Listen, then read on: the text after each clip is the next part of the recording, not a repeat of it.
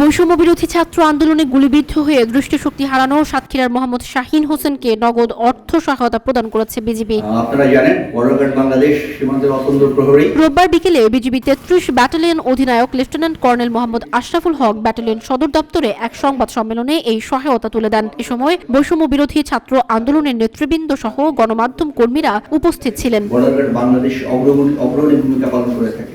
BGB অধিনায়ক বলেন, বৈষম্য বিরোধী ছাত্র আন্দোলনের সময় চোখে গুলিবিদ্ধ হয়ে দৃষ্টিশক্তি হারিয়েছিল শাহীন হোসেন। তাকে নগদ ১ লাখ টাকার চেক প্রদান করা হয়েছে। এর আগে গত ২৫ আগস্ট আরও ৩ জনকে নগদ অর্থ সহায়তা দিয়েছে বিজিবি। আমাদের এক ভাইকে আজকে সহায়তা করলাম এবং আমরা আপনাদেরকে আশ্বস্ত করতে চাই এই সহায়তা অব্যাহত থাকবে।